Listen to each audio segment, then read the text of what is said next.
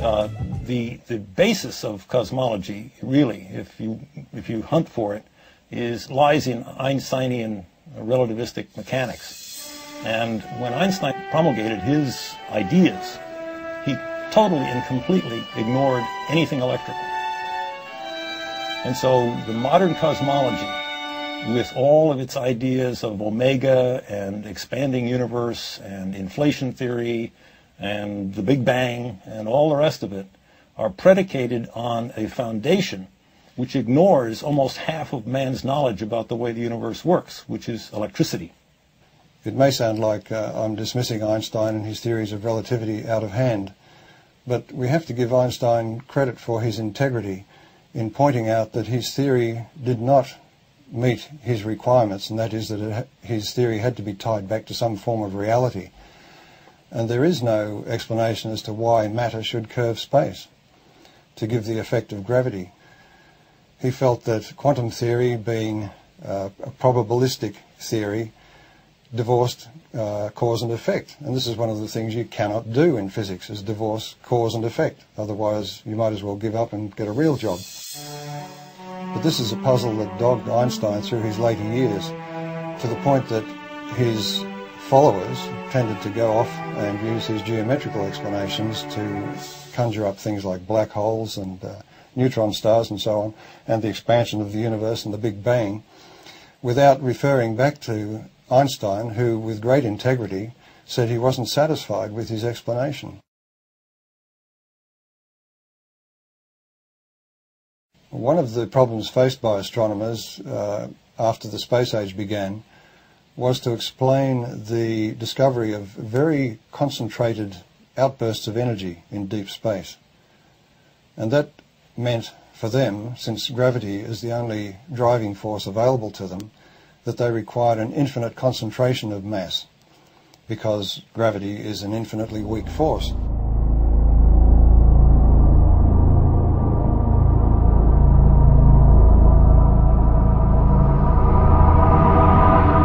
The black hole, as Wheeler originally visualized it, sucked everything, including light, in, and so therefore it was invisible. So he could postulate its existence, and we couldn't see it. And because we couldn't see it, we couldn't prove that it wasn't there. Later on, in order to explain these fantastic emissions of energy from galaxies, it was proposed, and I believe it was Stephen Hawking who did it, that there were various types of black holes, some of which actually then spat matter back out again in jets. Because, why? Because we had observed jets. In the electrical model, it's quite simple. If you think about it, the power that's expressed in your own home, in the heaters and the electric motors and the lighting and so on, is actually generated at a vast distance away from your house. In deep space, the same thing is true. The energy which we see concentrated in these events which are attributed to black holes and so on can more easily be explained as the confluence of electric energy from different parts of the same galaxy or even from other parts of the universe. And it is this explosive release of energy which forms the vast jets that we see lit up and exploding from the centers of active galaxies. We also have observed double radio sources either side of galaxies. And that event was predicted by Hannes Alfvén, the founding father of modern electrical cosmology, and is still to this day unexplained by standard cosmology.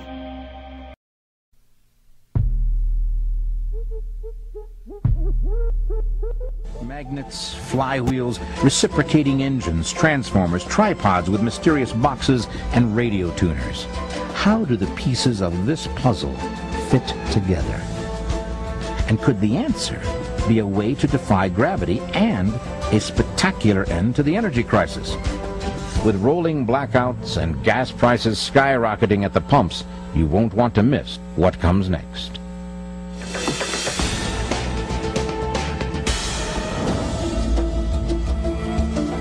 According to reports, whenever someone came up to the castle and rang the correct number of times to gain entrance, Lead Skalman would cover up his tools before coming out to talk to the person. Why was Lead Skalman so secretive about how he moved the huge coral stones? People also said he had a sixth sense to detect if someone was secretly watching, and he would immediately stop working and simply putter around. There is a mindset called the Italian tile layer syndrome. These renowned tilers would go all over the world laying tile for important buildings and people. No one was allowed to watch them because they were protecting their trade secrets. I believe that Leeds-Skalman had this kind of mindset. Was Ed Leeds-Skalman so secretive about his construction methods and about himself that he even used a hidden code in his writings? Leeds-Skalman self-published this curious little book called A Book in Every Home. Following each page, he left a blank page with this explanation. Reader, if for any reason you do not like the things I say in this little book, I left just as much space as I used so you can write your own opinion opposite it and see if you can do better. It's possible that he left the empty space for the reader to decipher a code hidden in metaphors in his book. The code may ultimately reveal how he built Coral Castle. The book also talks about family life, Sweet 16, and how to raise boys and girls. One curious sentence says, "Don't raise girls too big by overfeeding them." Could raising girls be a metaphor for raising a stone? In Leeds-Skalman's writings on magnetic current, he suggests a series of experiments using magnets. Perhaps these experiments are an important key to understanding how Leeds-Skalman, using anti-gravity, moved coral blocks. That Ed's secrets lie hidden in code and metaphors in his writing is an intriguing possibility. But can we look anywhere else for evidence that Ed really figured out how to eliminate or minimize the effects of gravity? Did some neighbors penetrate the wall of secrecy and actually catch Ed? One legend is that there were some children spying on Ed undetected and saw him floating coral blocks in the air like hydrogen balloons. There are additional reported incidents. In 1936, Leeds-Skalman decided to move his original castle in Florida City, Ed called it Rockgate, to Homestead, reportedly to escape the threat to his privacy from a subdivision to be built nearby. He dismantled the castle and moved it, stone by stone, to Homestead, where it is today.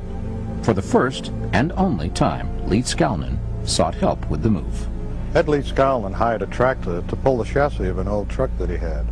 He had the driver leave the empty truck and come back the following morning to haul the full load of heavy coral stone to Homestead. But once the driver came back unexpectedly after only 30 minutes. To his amazement, he found that the truck was already loaded down with several huge blocks of coral.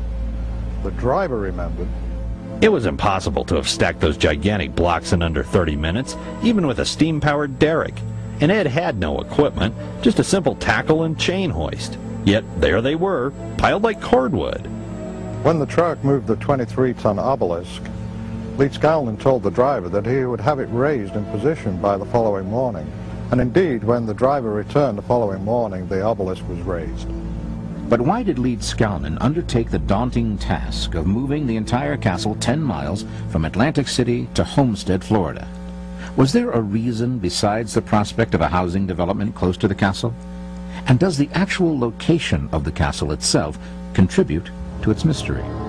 Some researchers believe that there is an energy grid that is formed around the entire Earth, an invisible pattern of energy lines that concentrate points of electromagnetic energy where the lines intersect.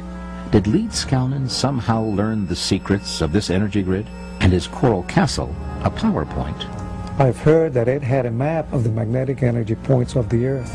Ray Stoner, in his book, The Enigma of Coral Castle, suggests that Leeds-Skalman moved the original castle to Homestead not because of an encroaching housing development, but because a surveying error misplaced the original castle 10 miles from the energy grid. Captain Bruce Cathy, a commercial pilot and author, is considered the world's leading authority on the energy grid. I've just recently been running the given position of Coral Castle through my computer using the computer program that we've developed, and I found that there is a definite link with gravitational forces and also a link there with the Earth's magnetic field. So it's obvious that Ed definitely knew something about Einstein's E equals mc squared and the unified fields. He was well ahead of what everybody thought he was. He wasn't dumb. He knew something. There are other well-known anomalies and monuments on this energy grid, including Stonehenge on the Salisbury Plain in England and the pyramids and the Sphinx on the Giza Plateau. Interestingly, many questions surround the construction of these huge monuments and how they were built with the primitive technology of ancient times. Did Ed Leeds-Skalman really understand how to use this so-called energy grid? And is it even possible to speculate on how Leeds-Skalman used his unconventional view of matter and magnets to achieve anti-gravity? Here is my idea of how Leeds-Skalman flipped the magnets in his coral blocks and achieved